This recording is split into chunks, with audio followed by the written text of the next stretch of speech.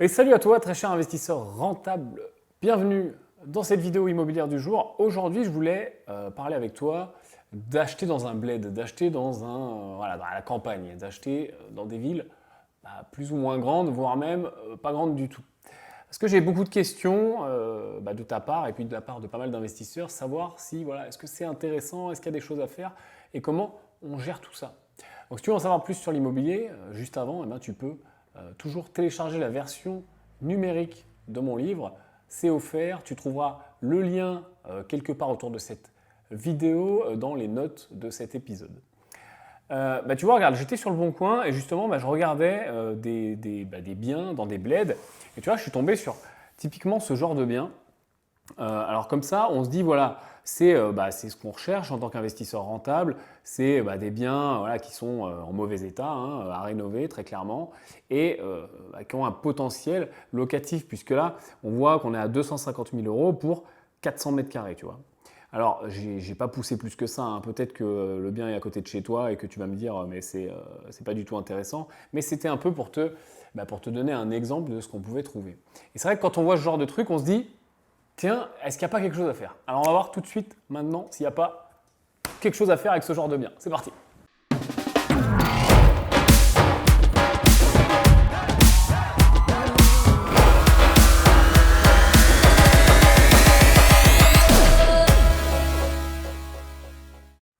Donc on l'a vu, acheter dans un bled, dans une petite ville ou dans une ville intermédiaire, oui, il y a des avantages. C'est sûr que les prix sont souvent moins chers et encore plus quand on va chercher des biens à rénover. Tu sais que c'est principalement ce qu'on cherche en tant qu'investisseur rentable maintenant et pas dans 20 ans, des biens à rénover pour pouvoir les négocier, pour pouvoir avoir du cash flow, avoir de l'excédent de trésorerie et pouvoir gagner de l'argent tous les mois maintenant et puis pouvoir enchaîner. Donc sur le papier, oui, c'est assez vendeur, mais il y a quand même un certain nombre de points auxquels tu dois faire attention. Et j'identifie vraiment deux choses principales. Je t'en parle déjà si éventuellement tu as suivi la machine à détecter les bonnes affaires. C'est le potentiel et la sécurité. Si tu veux en savoir plus, tu as aussi un lien vers la machine quelque part dans les notes de l'épisode. En fait, si tu veux, déjà au niveau du potentiel, il faut bien que tu comprennes que ce genre de bien, vu qu'on est dans un bled, alors déjà définissons un petit peu de quelle taille on parle, de quoi on parle. Est-ce qu'on est sur une ville de 500 habitants ou est-ce qu'on est plutôt sur une ville de 5000 habitants? Alors, ce que je te conseille, quoi qu'il arrive, alors je sais qu'il y a des investisseurs où leur stratégie c'est vraiment des bleds vraiment comme on l'entend, donc des 300, des 500, des 900 habitants. Vraiment, dans un premier temps, je ne te le conseille pas. Je pense que c'est une bonne stratégie de diversification, une bonne stratégie d'optimisation quand tu as commencé. Mais ce que je dis souvent à mes clients, c'est pourquoi tu veux aller au plus dur dès le début. Pourquoi tu vas chercher de la difficulté et pourquoi tu vas chercher pas vraiment de la difficulté parce que finalement, au niveau de la rénovation, etc., c'est à peu près la même chose, mais pourquoi tu vas chercher du risque dès tes premiers investissements? Parce que là, oui, on est sur un risque. Tu vas voir, on va en parler juste après. Donc, si tu vas chercher du risque, déjà toi-même, tu te tires un peu, dessus toi-même, tu t'auto un peu saborde si tu veux, tu te crées des difficultés. Et puis, au niveau de ton banquier, c'est pareil. Ça va être plus dur à défendre. Et pour le banquier, ça va être plus dur de te suivre. Donc, vraiment, les tout petits bleds, à mon avis, c'est vraiment pas une bonne idée pour commencer. En diversification, pour plus tard, oui, plus tard on se diversifie, on va voir dans des bleds, on va voir peut-être sur d'autres formes de location, peut-être que on va se diversifier sur des bureaux, des locaux commerciaux, faire de la coloc. Mais en tout cas, au début, ce que je te conseille, c'est de rester sur des placements relativement sûrs. Donc on va parler de villes déjà un peu plus grosses. Ce que j'appelle les villes intermédiaires, c'est-à-dire au moins vraiment, on va essayer de ne pas aller sous 5, 6, 7 000 habitants, tu vois, pour avoir quand même quelque chose un patelin quand même qui est cohérent, tu vois. Et jusqu'à, ville intermédiaire, on est jusqu'à 20, 30 000 habitants. Après, on est quand même sur quelque chose de plus gros. Donc cet intervalle-là, cet intervalle de villes qu'on va appeler intermédiaire, en effet, il y a des choses à faire. Alors, il y a des choses à faire, mais il faut que tu saches que ce n'est pas non plus la recette magique. C'est-à-dire qu'il y a vraiment deux choses à savoir. La première, c'est faire attention au potentiel locatif. Parce qu'on est d'accord, on va payer moins cher. On est d'accord, oui, au mètre carré, on va payer moins cher. On va même mieux négocier puisque les prix, enfin les biens sont déjà affichés moins chers de base. Et en plus, il y a moins d'acheteurs sur le marché vu qu'on est dans des villes intermédiaires. Et souvent, il y a beaucoup de biens à rénover. Contrairement en ville, maintenant dans les grandes villes, on commence à avoir vraiment du mal à trouver des biens à rénover. C'est une problématique. Là, dans ce genre de patelin, en effet, des biens à rénover, il y en a. Il y en a à l'appel. Donc forcément, qui dit beaucoup, dit moins de concurrence, dit beaucoup d'offres et donc moins de demandes. Et donc, tu arrives à négocier des meilleurs prix. Par contre, le potentiel locatif, tu n'as pas le droit de passer à côté. C'est vraiment un élément de sécurité. Et si le potentiel locatif, si tu veux, est complètement absent, t'as beau avoir fait une super bonne affaire au niveau du prix au mètre carré, avoir fait une super rénovation qualitative, avoir pas payé trop cher tes artisans, parce que ça aussi c'est un point positif pour les petites villes, c'est que souvent on trouve des artisans aussi qui vont être moins chers que dans les grandes villes. Ça on s'en rend très vite compte. D'ailleurs si tu fais des travaux dans une ville, je sais pas, même une ville moyenne, allez on va dire 200-300 000 habitants, tu vas voir que ça va être beaucoup moins cher que les mêmes travaux sur Paris par exemple. Là c'est pareil, mais version encore exagérée. Donc en effet, tu vas pouvoir arriver à ce qu'on pourrait considérer comme une bonne affaire. Mais ça n'est pas une bonne affaire tant que ce n'est pas loué. S'il n'y a pas de potentiel locatif, s'il n'y a pas assez de locataires potentiels, attention danger, tu vois, attention danger. Parce que tu as beau avoir, je ne sais pas, du coup tu vas pouvoir acheter plus grand, tu vas pouvoir faire des belles rénaux et tout, tu vas avoir un immeuble de 7-8 appartes, mais ton immeuble de 7-8 appartes, s'il n'est pas loué, voilà, ça va être plus dur à financer, plus dur à défendre à la banque, et après, ça va être plus dur à louer. Donc, vraiment le potentiel. À quoi tu dois faire attention au niveau du potentiel? Il y a des facteurs qui ne trompent pas. C'est-à-dire, tu vas me dire, oui, mais je regarde quoi précisément pour savoir si oui ou non je vais arriver à louer dans ce bled, dans cette petite ville? Les facteurs qui ne trompent pas, ça va être déjà le taux de chômage. Le taux de chômage, tu peux assez facilement déjà t'en rendre compte d'une façon un peu subjective en te promenant dans la ville et en regardant, voilà, est-ce que c'est plutôt dynamique? Est-ce qu'il y a beaucoup de restaurants? Est-ce qu'il y a beaucoup de magasins? Est-ce qu'il y a des commerces de proximité? Est-ce qu'il y a des magasins de décoration, des magasins d'habits? Est-ce qu'il y a vraiment une offre de magasins assez importante? Et puis tu peux aussi trouver ça en ligne. Tu peux trouver toutes les stats que tu veux sur Internet et notamment sur le site de l'INSEE où tu vas pouvoir avoir des taux de chômage par secteur et même sur certains classements par ville. Donc, ça va te donner une première idée. Tu peux aussi trouver assez facilement combien les gens gagnent, ou en tout cas la tranche dans laquelle ils se situent. Et surtout, ce qui est intéressant, c'est la tranche dans laquelle ils se situent par rapport au reste de la population. Parce que finalement, qui gagnent 30 000 par an ou 40 000 par an, ils sont capables de payer un loyer. Mais en regardant la tranche dans laquelle ils se situent par rapport au reste, à la moyenne nationale, on se rend vite compte si la ville est plutôt dynamique ou plutôt pas dynamique. Ça, plus le taux de chômage, déjà, ça commence à nous donner des indices.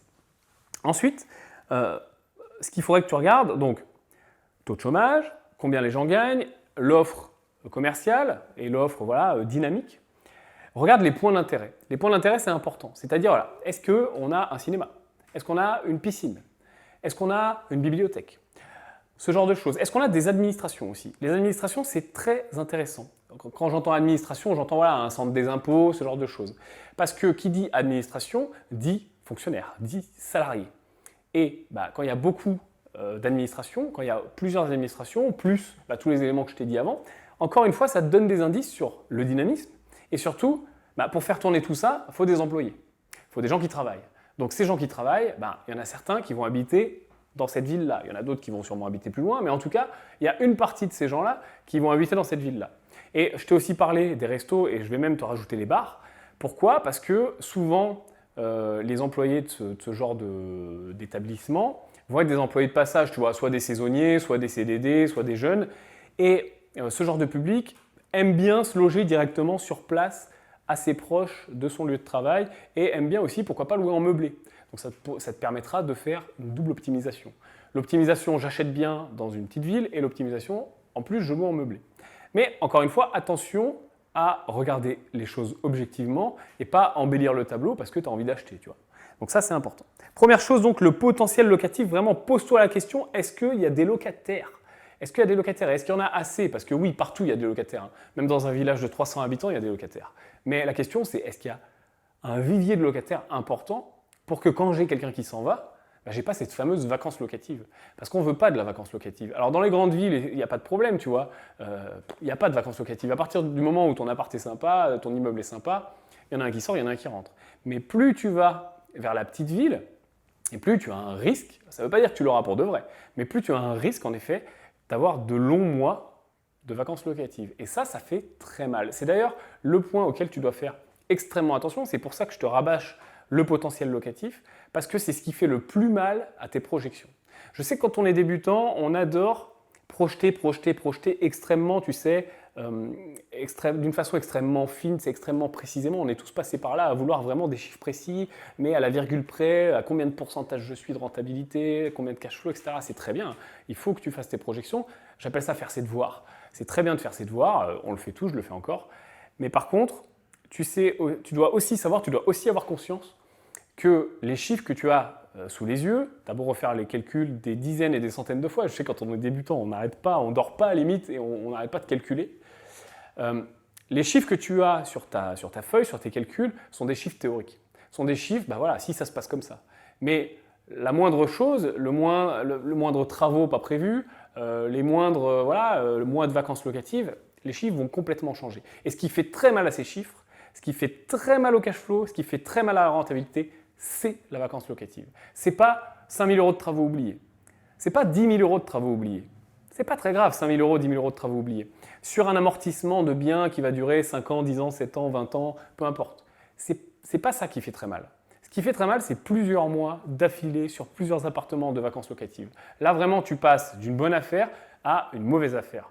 Donc, si c'est pour te retrouver avec le même type de rentabilité que tu pourras avoir avec un studio dans une grande ville, autant tout de suite acheter un studio dans une grande ville et pas se prendre la tête, tu vois, à prendre tous ces risques. Donc, potentiel locatif. Souvent, il y a des gens qui résument ça avec emplacement, emplacement, emplacement. Tu sais, ce fameux, tu l'as déjà entendu, dans l'immobilier, il y a l'emplacement, l'emplacement. Oui, c'est vrai, mais l'emplacement, ça ne veut pas juste dire le centre-ville d'une grande ville. Sinon, c'est fini, les dés sont jetés. Non, l'emplacement, ça veut dire l'emplacement. L'emplacement peut être bon dans une petite ville. Je dis souvent, le centre-ville est un bon emplacement, mais il n'y a pas que le centre-ville comme bon emplacement. Voilà, tout simplement. Un bon emplacement n'est pas forcément le centre-ville. Le centre-ville est un bon emplacement, mais un bon emplacement n'est pas forcément le centre-ville. Donc ça, il faut bien que tu le comprennes. Et deuxième chose, à savoir pour tous ces biens, donc petite ville, ville intermédiaire, même les tout petits bleds, deuxième chose déterminante, c'est la sécurité. Qu'est-ce que j'entends par la sécurité? Je vais aller plus loin que ça, parce que le potentiel locatif, c'est aussi de la sécurité, mais c'est la liquidité. Qu'est-ce que c'est que la liquidité d'un bien? C'est le potentiel de revente. C'est-à-dire, est-ce que ce bien, le jour où je vais le mettre en vente, j'ai envie de le vendre, soit j'ai une difficulté, soit je veux acheter plus gros, soit voilà, je veux arbitrer mon patrimoine parce que je suis peut-être bloqué au niveau de mon endettement, ou j'ai un besoin d'argent, ou peu importe. Tu vois, si tu fais de l'immobilier, il y a aussi une chose qui est intéressante, c'est que l'immobilier est un réservoir de valeur. C'est-à-dire que si ton investissement se passe bien, c'est génial, tu es rentable maintenant et pas dans 20 ans, tu as de l'argent dans la poche tous les mois, et en plus, c'est un réservoir de valeur. C'est-à-dire qu'à tout moment, tu as besoin d'argent, ou tu en as marre, tu veux quitter ton boulot, tu veux faire le tour du monde, je ne sais pas, peu importe, une maladie dans ta famille, tu peux retirer ce réservoir d'argent, tu vois, quand tu as une difficulté ou quand on a un besoin. Le problème avec un bien qui n'est pas liquide, donc qui a du mal à se revendre, rapidement en tout cas, c'est que ce réservoir de valeur, il n'est pas liquide. Et ça, la banque le sait aussi, tu vois. Donc c'est aussi pour ça que c'est un peu plus dur de défendre les dossiers de prêt dans ce genre d'endroit. Donc ça, garde-le en tête aussi. Dis-toi, est-ce que mon bien est assez liquide? Est-ce que j'achète pas trop gros par rapport à la potentielle liquidité pas suffisante de ce bien? Je ne te dis pas d'absolument pas acheter, je te dis attention, mets pas tous tes œufs dans le même panier encore une fois. Si, je ne sais pas, tu peux emprunter éventuellement 4 ou 500 000 €, je dis des chiffres pour l'exemple, pour que tu comprennes. Si ta capacité maximale avec les loyers, c'est 500 000 € et que tu mets ces 500 000 € dans un ou deux immeubles pas très liquides, qu'est-ce qui te reste après? Peut-être qu'il vaudrait mieux faire un début de carrière, entre guillemets, d'investisseur un peu plus liquide, un peu plus safe, donc vraiment dans un bon emplacement qui n'est pas forcément le centre-ville, mais dans une ville un peu plus importante, où tu es sûr du potentiel de revente et de la liquidité. Et puis après, voilà, j'ai fait une ou deux opérations, j'ai investi 100, 200 000, le delta qui me reste, ok, là je vais faire une grosse opération dans un bled, mais j'ai quand même un réservoir de liquidité, j'ai un réservoir de valeur qui est un peu plus safe dans un endroit un peu plus safe. Donc il faut vraiment que tu sois exigeant là-dessus et comment être exigeant là-dessus. Parce que tu me dis, ok, oui, mais mon bien, si jamais il n'est pas assez liquide. Il y a quelque chose qui peut compenser un manque de liquidité. C'est une rentabilité exceptionnelle. C'est une rentabilité très importante. Pourquoi? Je vais jusqu'au bout de mon raisonnement. Tu as un bien, allez, tu as acheté, tu as fait un gros coup, tu as un bel immeuble, tu as 10 appartements, tu as payé ça 400 000 euros. Voilà, ça, je sais pas, ça rapporte 7 8 000 euros de loyer par mois. Donc tu vois, tu as un super cash flow, tu as une rentabilité, bon là je ne l'ai pas calculé, hein, mais tu as une rentabilité X qui est importante, tu vois, dans les 15, dans les 18, 20%, c'est possible hein, dans ce genre d'emplacement.